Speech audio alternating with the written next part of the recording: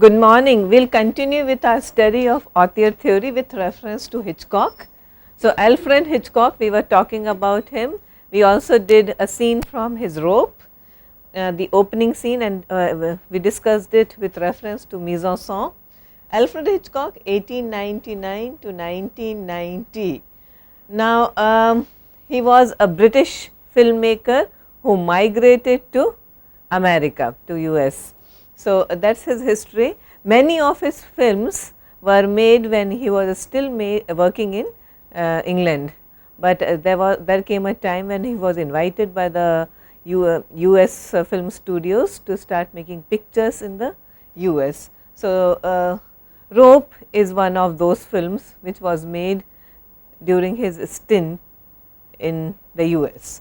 So, we will be continuing our discussion of mise en scène, shots, sets, music, actors. Mise en scène includes all this apart from sound of course, and we will also talk about the long take and how Hitchcock introduced this, which has been now done to perfection in many other films also.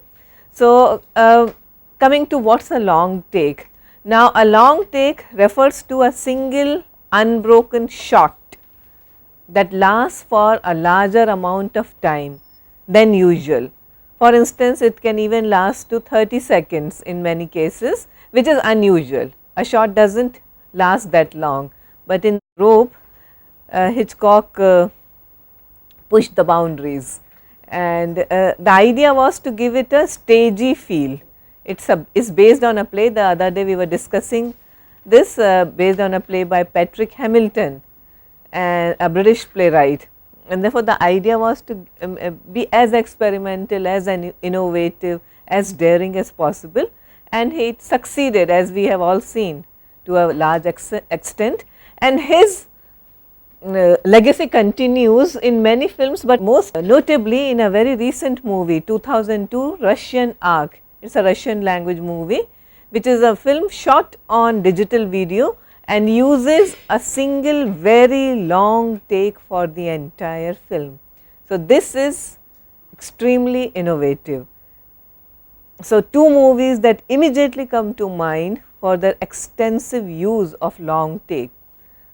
Hitchcock's Rope, which was, do not forget, made in 1948, and considering the limitations of those times, technical limitations of those times, you can well imagine, because after all the Russian Ark was made in 2002 with all the accoutrement of digital technology, but Hitchcock, pioneer in several ways, pioneered this as well.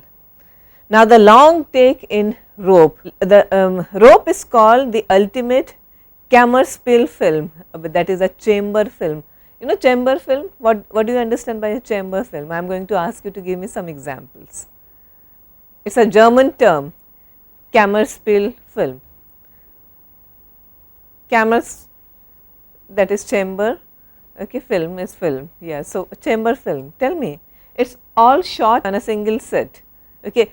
Have you noticed that Rope does not go outside except the opening shot, which is top angle shot of a busy street on a regular day. We have already talked about it, and how Hitchcock juxtaposes that regularity, that ordinariness with what's something very irregular, something very extraordinary happening inside. So, it is a chamber piece. My question to you is, can you give me more examples, because after all it is based on a play, and plays can afford to be completely located in one single space. They need not necessarily move out. Give me some more examples. Very well known films, yeah? 12 Angry Men. 12 Angry Men, yes, it is a good example. 12 Angry Men does not go out, right?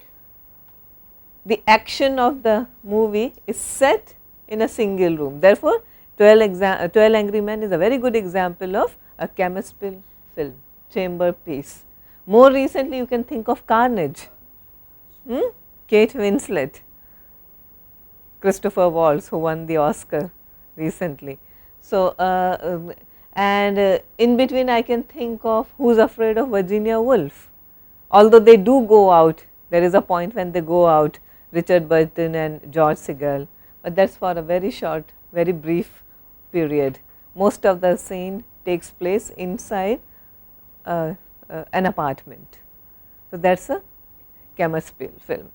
Okay. So, Rope, as we have already seen, is seen as a very bold, very innovative denial of editing. We know that editing necessarily involves several cuts, but Rope and Hitchcock particularly, they eschew this. At the same time, the presence of the cut, despite its illusion, could be seen as the definitive test and proof of the centrality Rope seems to deny. So, there is a centrality, there is a philosophy which those two characters believe in, and Rope, through its very bold innovative technology, it denies that centrality.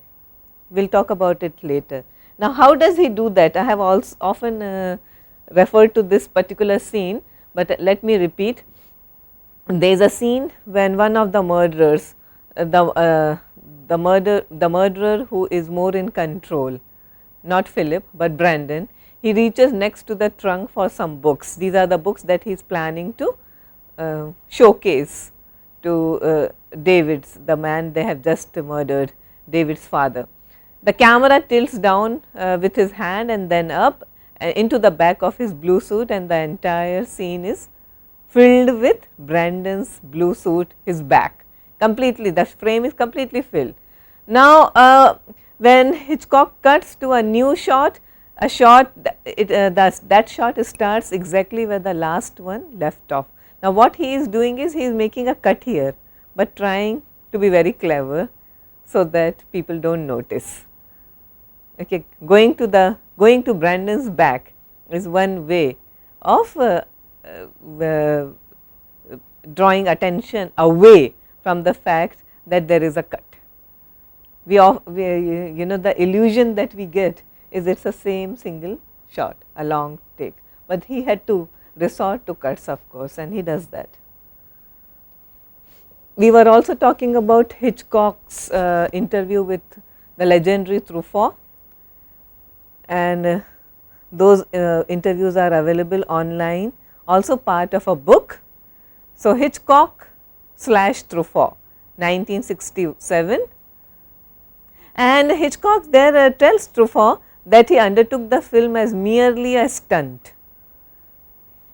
He wanted to prove something and he proved it, and wanted what propelled this decision was to impose the strict rules of shooting in real time. That was the main idea. The Rope gives you an impression, the illusion that the movie is taking place in real time, and therefore, he felt that the use of long take is justified. I am quoting Hitchcock from his Truffaut interview. The stage drama was played out in the actual time of the story. The action is continuous from the moment the curtain goes up until it comes down again. I asked myself whether it was technically possible to film it the same way. So, that was the idea. He was just mimicking another kind of art, another art. That was the idea. You have to remember, this is your takeaway from this lecture. Hitchcock's reputation as an author was crystallized by the Cahiers du critics and the writers and the French New Wave directors. So, he owes much of his reputation, much of his legendary status to the works of, the writings of these critics. And this is the work, Truffaut, Hitchcock Truffaut is the work that immortalized Hitchcock as an author. Otherwise, he was just seen as a maker of those sensational blood and gore murder kind of movies. But then the Cahiers critics noticed certain things that we have been talking about, especially his mise en scène. He was also extremely innovative in his use of music. I urge you to go online, YouTube, and listen to the Vertigo theme soundtrack. Okay. It is extremely innovative for those times. Of course, Psycho is still spoofed and used in several ways. Long take, sorry. So, the legacy of long take continues, and Brian De Palma is one of the filmmakers who is extremely influenced by Hitchcock. So, this is a shot from Carlito's Way, which was made in 1992, directed by De Palma, starring Al Pacino and Sean Penn. And you can also see this is an elevator shot. Remember Al Pacino lying on an elevator. So, again a homage to De Palma's which movie taking place on steps? Battleship Potemkin. Yeah, yeah. Odessa. So, which we have already talked about. De Palma has earlier paid homage to that sequence in The Untouchables. Yeah, and he does this again in Carlito's Way. So, see, we have been talking about intertextuality in one of our earlier classes. So, it is not plagiarism. They know where, yes, so if you are a cine enthusiast, you know that the director is paying his homage to those legendary filmmakers. So, this climactic shootout in Carlito's Way is all shot in a long take. And if you watch it now, it is absolutely breathtaking, because after all it was, the movie was done in 1992. So, it had, technology has come a long way from 1948. So, if you watch it, Al Pacino is just running down the streets and New York Central Station, and then a lot of things happen here there, and it is a scene that involves a number of people, unlike Rope, which is after all a chamber piece, and it involves not more than 7 or 8 people. But here it is, the entire scene is shot in a crowd, it is a crowd sequence, and then having a long take in that. So, extremely innovative. And then also legendary scene from Goodfellas 1989, Scorsese's, when Ray Liotta walks down the back entrance of a restaurant with his girlfriend. That is famously shot in long take. You must go to the YouTube, and if you are not aware of these scenes, please do watch Carlito's Way, Goodfellas, especially the long takes in them. They are known for these films. So, we are talking about Hitchcock's legacy. Now, there is another critic, Laura Mulvey, and she is basically a feminist theorist. She has done a lot of work on film studies, and she has written an oft quoted essay called Visual Pleasure and Narrative Cinema, in which she says, she gives us the idea of scopophilia. Now, what is scopophilia? She says that cinema offers a number of possible pleasures, and one of these pleasures is scopophilia.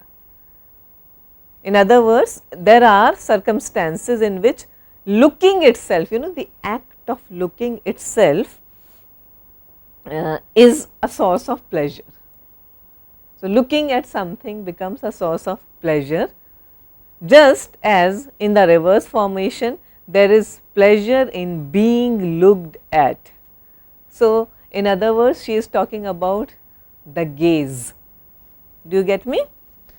The word is, this is one of the key concepts that you should take away, G-A-Z-E, gaze. So, there is a pleasure in looking at something, and there is a pleasure which can be derived from being looked at.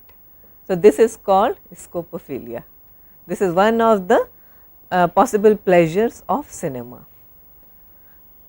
And she has done this study with special reference to Hitchcock's movies, where she says that people derive a lot of pleasure in looking at something, especially looking at women. Women are objects of, tell me the word, gaze. So, feminist theorists are very fond of using this word, objectification, gaze. When we talk about our representation of women in our cinema, we often use this word. Object of desire is nothing wrong in being a, yeah. So, is it women, men only, or who? Well, there is a reverse tendency also. Men can also be objects of gaze, but not that often. But it is women, and Laura Mulvey's study is centered on women being objectified, women being objects of gaze. and sometimes they also, See the connection with Hitchcock's movies. yeah, I'll show you the connection, just give me a moment. So, Hitchcock also uses the concept of mirror and doubles, and then we will see how the entire pleasure or scopophilia comes out. So, I am going to connect the two ideas. So, many of Hitchcockian films deal with the act of looking, gazing at others. Pleasure being derived out of looking. Now, in Psycho, what's the name of that actor? Anthony Perkins, right. There are too many Anthony's going around. So, Anthony Perkins, he looks at Janet Leigh character through a wall, through a hole in the wall. He is a peeping Tom. Yeah, and how has he camouflaged? How has he covered the hole in the wall? Yeah, not the bird's head, that is another thing, good, but it is not. He has put a portrait or a picture on that particular hole. He removes the picture and looks through, peeps through the hole and looks at Janet Leigh getting undressed. So, that is, a woman becomes an object of gaze, she is being looked at. So the pleasure is all of the person who is watching. But sometimes it can also be of the person who is being gazed at, but here is that is not the case. Voyeurism. Yes, we are talking about voyeurism, in other words. In Vertigo is also a very good example, where the detective, as played by James Stewart, he is being asked by Kim Novak's husband to keep an eye on his wife. He is not very sure of his wife's comings and goings. So, he says, keep an eye on her, I am very anxious about her movements. And we find several scenes where Jimmy Stewart is just gazing at this particular woman, who in turn gazes at a picture in a museum. So, it is all a setup, we know that. Once you watch, and once you watch the movie and then you start thinking, you go backwards and you see how you get trapped by Hitchcock. After all, it is based on a novel, as we were talking about. Most of his films are based on other works, works by other people. Rear Window, another classic example. Hero has a broken leg, he is confined to a wheelchair, he had no other option but to stay put, but the only way he entertains himself is by gazing at other people. Remember? So, he has a pair of binoculars and he looks at the activities of the people in the building across the street. So, sometimes there is an exotic dancer he is looking at, sometimes another family is an old couple always bickering, a number of people, and he gazes at them. Scopophilia, voyeurism. Then he is also very, Hitchcock is also fond of using mirror and shadow doubles. Okay, so, that becomes his authorial practice.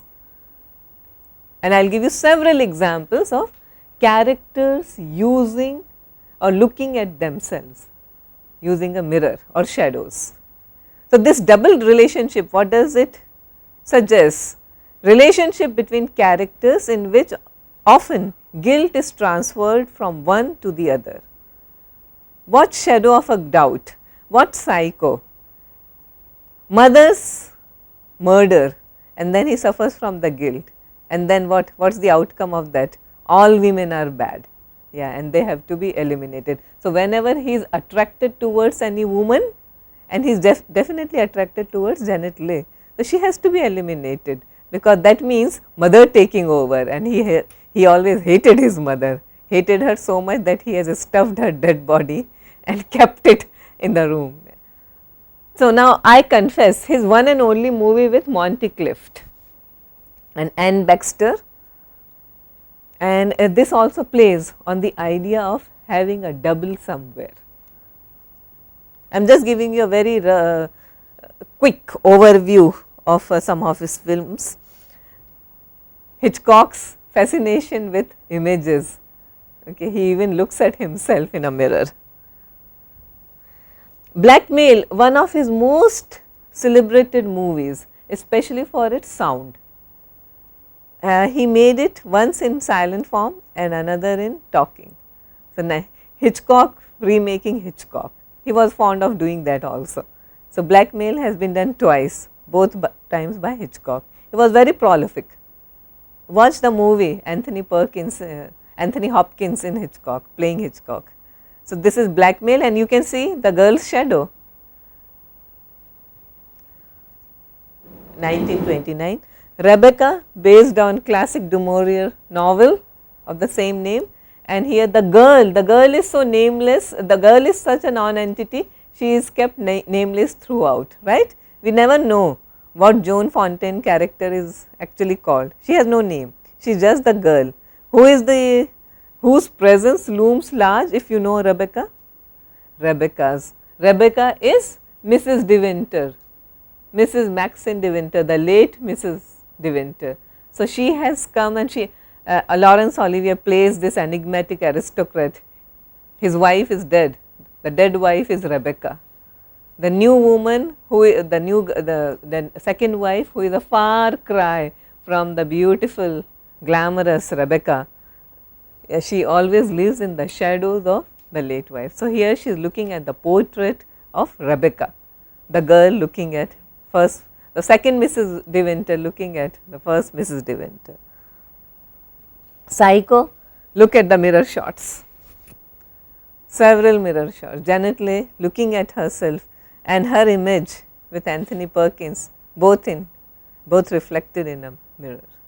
So, people looking at each other, deriving pleasure from that, also looking at themselves. Claude Rains in Notorious, Ingrid Bergman, Cary Grant played the lead, and here he looks at his own reflection. Vertigo is of course known for voyeurism and scopophilia, several shots, and one abiding theme in Vertigo is that of obsession. Yeah, what happens when a man gets obsessed with a woman? He refuses to let go. And then at the end we realize how he has been taken for a ride. Now, Blackmail, 1929, and again we continue with our idea of Hitchcock as an author and how he uses sound. Now, we are told that heroine, in a bid to escape her potential rapist, she murders the rapist with a knife, but then she is guilty, you know, she knows that if she gets caught, then there is no way that she could prove her innocence, that she was just trying to defend herself. So, sound and even silence, and in the subsequent movie, in the talkie version, the dialogues, they become very important, and the use of word knife is repeated several times during the movie. There are several shots of knife, okay, because knife becomes a very potent object. If you watch Rope, they have what have they done at the beginning of the movie? Strangled a man with a rope, and then after that there are several times when the dialogue, you are not on my dead body or on my dead body, I would not be caught dead doing that, okay.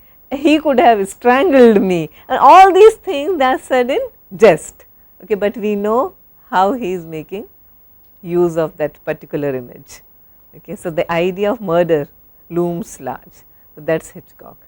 And then background score is of course extremely notable, celebrated in Blackmail, both versions. The silent version has also been worked on in terms of soundtrack. It is a recent thing, okay, with the advent of technology, and also there are no dialogues in the silent version, but they have added a soundtrack to it, okay. So, watch that version also available online. So, this is Blackmail, the 1929 version, the powerful talking picture this time.